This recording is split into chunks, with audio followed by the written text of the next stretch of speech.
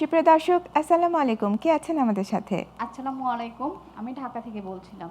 হ্যাঁ, জি, ওয়ালাইকুম আসসালাম। বলুন। স্যারের সাথে একটু কথা বলতে চাই। জি, বলুন। আমার বয়স হচ্ছে 34 আর আমার ওয়েট হচ্ছে 72। এখন হচ্ছে আচ্ছা। আমার মাঝে, মাঝে মানে হয় কি প্রেশার লো হয়ে যায়। তখন একটা ডিম খেলে বা কোনো যেমন স্প্রাইট 7 আপ এগুলো খেলে তখন আবার প্রেশারটা ঠিক আসে। তো এটা সমাধান কি আরকি? আমি কি করতে পারি? কত আচ্ছা। লো?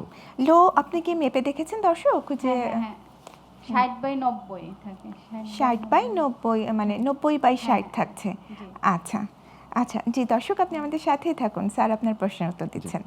তো স্যার ওনার আমরা যা প্রশ্নটার উত্তরটা আগে বলছিলাম যদি যে দিয়ে এই দিই। একটা কমন টেন্ডেন্সি আমরা লক্ষ্য করি যারা জি। আমাদের কাছে সাধারণত চিকিৎসা নিতে আসেন, যা পরিবারের সদস্য, এবং এটা একটা খুবই আশার বিষয় যে অনেক অনেক মানুষ ইদানিং যথেষ্ট সচেতন এই বিষয়গুলো নিয়ে, বিশেষ করে প্রেশারের বিষয়গুলো নিয়ে।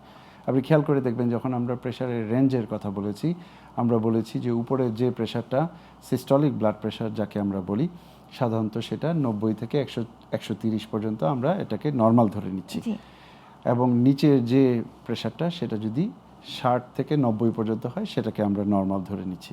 তো ওনার যে ব্লাড প্রেশারটা উনি বললেন যে 90/60, এটাকে আমরা সাধারণত এই বয়সের কারণে স্বাভাবিক ধরে নিব। এবং যে সিমটমগুলা উনি বললেন যে এই সিমটমগুলো বিভিন্ন কারণে হতে পারে। এবং আসলে প্রকৃত অর্থে এরকম এই যদি লো প্রেশার যেহেতু উনি বলছেন, উনি অবশ্য একটু বলেননি যে ওনার কোনো আদৌ কোনো সিমটম আছে কিনা, যেমন ঘাড় ব্যথা কিংবা মাথা ব্যথা কিছু কিংবা অসুবিধার এরকম কথা কোনো উনি কিছু। মেনশন করেছেন যে আমার ডিম খেলে এই অসুবিধাগুলো চলে যায়, বা অনেকে স্যালাইন খান, খেলে এই অসুবিধাগুলো চলে যায়। তো আমি মনে করি যে এগুলো সরাসরি ব্লাড প্রেশারের সাথে সম্পৃক্ত নয়। এরকম অনেক হেলদি অ্যাডাল্ট আমরা দেখেছি যাদের প্রেশার 80/50, 80/45, 90/55 এরকম থাকে। লাইফস্টাইলে কিন্তু কোনো সিমটম আসে কোনো না। সিমটম আর সাধারণত যদি আসে না। কারো সিমটম আসে তখন হ্যাঁ, কি হবে? যাদের সিমটম ঘাড় ব্যথা আসে, কিংবা ঘাড় জ্বলা এরকম অনেকেই কমপ্লেইনটা কারেক্ট, করেন। যদি সিমটম আসে সেই একই ব্যাপার আমি বলবো যে কোনো একজন বিশেষজ্ঞের শরণাপন্ন হতে হবে। তার ব্লাড প্রেশারটা আসলেই স্বাভাবিক বা অস্বাভাবিক কিনা সেটা আমাদেরকে আগে ডিটারমাইন করতে হবে বিফোর এনি ইন্টারভেনশন। আচ্ছা। এই ডায়াগনোসিসটা সবচাইতে বেশি গুরুত্বপূর্ণ। আমরা নিজের থেকে অনেক ইন্টারভেনশন করি ইন অ্যান অ্যাজাম্পশন যে এটা আমার হয়তো লো ব্লাড প্রেশার বা হাই ব্লাড প্রেশার। ওনার ক্ষেত্রে ওনার লো রেঞ্জে যেহেতু আছে উনি মনে করছেন যে এটা লো লো ব্লাড রেঞ্জে প্রেশার। মানে আমরা তো ব্লাড প্রেশারটাই প্রথমে দেখব।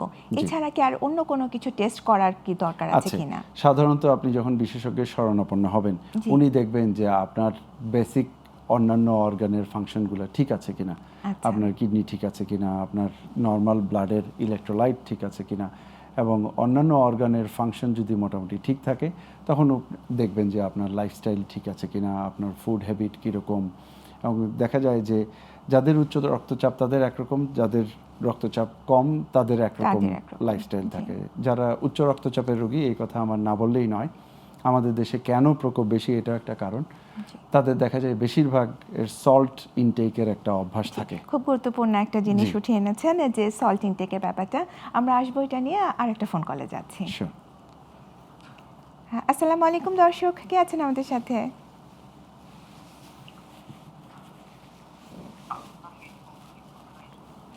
হ্যালো। আমি দীর্ঘদিন একটা সমস্যার ভিতরে ভুগছিলাম, সেটা হচ্ছে যে আমার বুকের মাঝখানে একটা ব্যথা, হালকা ব্যথা হইতো আর বুক ধরফর করতো। আর আমার বাম ঘাড়ে ব্যথা করতো প্রায় 1.5 বছর হচ্ছে। আমি ঘাড়ে ব্যথার জন্য ডাক্তার দেখাচ্ছি অনেক, কোনো ডাক্তারকে ভালো হয় নাই। পরে আমি একটা ডাক্তার দেখাচ্ছিলাম, এই ডাক্তার আমাকে 2টা ওষুধ দিয়েছিল, রুশো 5 আর রিপ্লেক্স প্লাস। এই 2টা ওষুধ খেয়ে আমার বুকে ধরফরটাও কমছে, বুকে একটু ব্যথা করতেছে, ব্যথাটাও কমছে, ঘাড়ে ব্যথাটাও কমছে। এখন আমার বাম পাশে সময় সময় হালকা ব্যথা করে, বুকে ব্যথা করে? করণীয় কি? আমি ডাক্তার সাহেবের বলতে পারি সময় এখন সামনে ভবিষ্যতে করণীয় কি? বয়স কত? জি, দর্শক আপনার বয়সটা যদি একটু উল্লেখ করতেন। 35। 35। আচ্ছা স্যার, আর কিছু জিজ্ঞেস করবেন? কোনো ফ্যামিলি হিস্ট্রি আছে কিনা? আচ্ছা, আপনার পরিবারের বাবা মা কিংবা আত্মীয় স্বজনের মধ্যে এই ধরনের রোগের কোনো সমস্যা আছে কিনা, বা হৃদরোগের সমস্যা? হৃদরোগের কোনো সমস্যা আছে কিনা? ফ্যামিলিতে এই সমস্যা নাই। আচ্ছা, আমারই প্রথম। আপনারই প্রথম। আচ্ছা, জি দর্শক, আপনার সুন্দর প্রশ্ন করার জন্য ধন্যবাদ। আপনি আমাদের সাথেই থাকুন। জি জি, ধন্যবাদ। ওনার প্রশ্নের উত্তরটা যদি দিতেন। উনি রসুভাস্টিটিন খাচ্ছেন, যেটা একটা কোলেস্টেরলের ওষুধ, এবং অন্য যে একটা ওষুধের কথা উনি বললেন, ধরে নিচ্ছি এটা ডুয়েল অ্যান্টিপ্লেটলেট থেরাপি। আচ্ছা, তো আমার মনে হয় যে যার হাই কোলেস্টেরল রয়েছে এবং প্রেশার রয়েছে, এবং যিনি সিমটোম্যাটিক, যিনি জি। বলছেন যে আমার বুকে ব্যথা করে এবং মাঝে মধ্যে ধরফর করতো, জি। ওনার একটা বেজ লাইন অন্তত ইনভেস্টিগেশন করা দরকার। আমরা জানতে আচ্ছা। চাই ওনার ইসিজিটা কীরকম, উনি ঘাড় ব্যথার কথাও বললেন। কথা বলেছেন, জি। তার সাথে তার উচ্চ রক্তচাপ কতটুকু আছে। আচ্ছা, এখন ওষুধ খাওয়ার পরে ওনার সিমটম কিছুটা রিলিফ হয়েছে, কিন্তু কার্ডিয়াক ওয়ার্কআপটা কমপ্লিট হয়নি। আচ্ছা, আমার মনে হয় যে ওনার একজন হৃদরোগ বিশেষজ্ঞের সাথে কথা বলা দরকার, এবং কথা বলে দেখা দরকার যে ওনার হার্টের কন্ডিশনটা কি।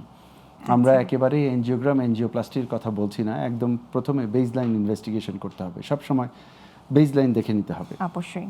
যে ওনার নর্মাল ইসিজিটা কেমন আছে, রক্ত পরীক্ষা করে দেখতে হবে অন্যান্য অবস্থা কেমন আছে। রসুভাস্টিটিন, কার্ডিয়াক ওয়ার্কআপের মধ্যে আপনি কি কি ইনক্লুড করবেন? আচ্ছা, কার্ডিয়াক ওয়ার্কআপের মধ্যে আমরা বলি যে রক্তের কিছু পরীক্ষা, আচ্ছা, ইলেকট্রোলাইট পরীক্ষা, আমরা ট্রপোনিন আই মার্কার আমরা দেখে নিতে চাই, জি। কিডনি ফাংশন টেস্ট দেখে নিতে চাই, ইসিজি করতে চাই, এবং একটা 2D একো করতে চাই।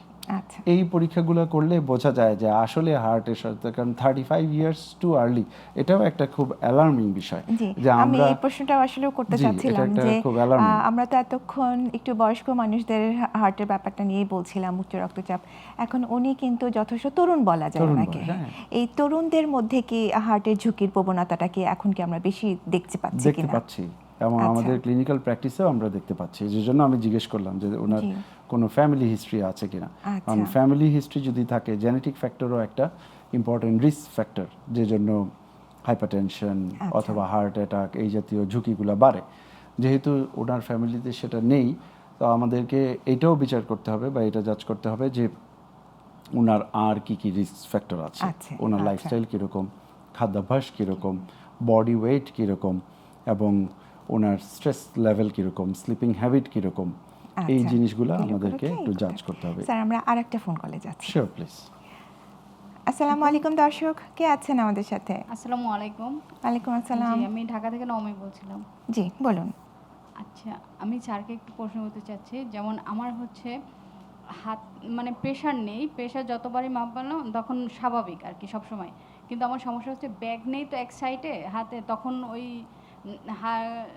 বাম পাশে, বাম সাইডেই ব্যাগ নেওয়া হয়, তো ওই সাইডটাই মানে হাড়টা বা বাচের, যেমন ধরে বাচের যে স্টান ধরে থাকলাম বা কিছু একটা ভারী কিছু একটা জোর দিয়ে কোনো বাম হাত দিয়ে যদি কোনো কাজ করা হয়, তখন দেখা যায় যে বাম পাশের সাইডটা মানে দুর্বল ভিতরে feel করছেন? না, দুর্বল না, এটা হচ্ছে ব্যথা হয়, ব্যথা ব্যথাটা হচ্ছে। জাস্ট হাড়ে হচ্ছে, মানে ভিতরে ব্যথা না, একবারে ওই যে হৃৎপিণ্ডে ব্যথা ওরকম না, জাস্ট ওই হাড়ের চাপা একটা ব্যথা হয়। তো আচ্ছা। ব্যথাটা যেমন কোনো স্যাকও দেয় না বা ওষুধও খাই না, যেমন এমনি এমনি আবার দেখা যায় যে 1-2 দিন পর এমনি সেরে যায়।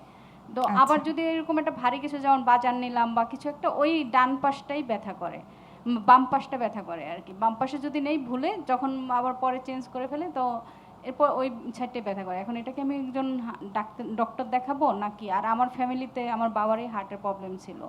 আচ্ছা, আচ্ছা, এখন আচ্ছা। এটাকে জি, দেখাবো জি, কেন? জি, জি। দর্শক, ধন্যবাদ আপনাকে। জি, ওনার বয়সটা স্যার, জানা হয়নি। ওনার হাতে একটু ব্যথা হয় কোনো ভারী জিনিস জি। তুললে। তো স্যার, এটা যদি একটু বলে দিতেন জি, যে স্যার। এটার সাথে কোনো যদিও হৃদরোগের উনি- সম্পর্ক আছে কিনা? জি, যদিও উনি বলেছেন যে ওনার ফ্যামিলিতে হার্টের সমস্যা আছে ওনার জি, বাবার, বাবার আছে। তবে যে সিমটমটা উনি প্রকাশ করেছেন এটা আনলাইকলি, যে ওনার যে বয়স এবং মনে হচ্ছে না যে এটা হৃদরোগের কারণে এটা হচ্ছে। তবে আমার মনে হয় যে ওনার একটা নর্মাল ইভ্যালুয়েশনের প্রয়োজন আছে। একজন জেনারেল প্র্যাকটিশনার অথবা মেডিসিন প্র্যাকটিশনারের সাথে উনি কথা বলে নিতে পারেন আচ্ছা। যে ওনার প্রেশারটা কেমন আছে, এবং এক্স রে করলে অনেক সময় ছোটোখাটো কিছু অসুবিধার কারণে এই জাতীয়, এবং ইনফ্যাক্ট বড় অসুবিধা যদি থেকেও থাকে সেটা ওনারা আগে প্রাইমারিলি ডায়াগনোসিস করে তারপর হয়তো প্রয়োজনীয় বিশেষজ্ঞের কিংবা সাথে এটা কথা হয়তো বলতে বা পারেন। শোল্ডার জয়েন্টের কিংবা লোকাল কোনো মাসল পেইন কিংবা এরকম কিছু হতে পারে। হতে পারে। আচ্ছা।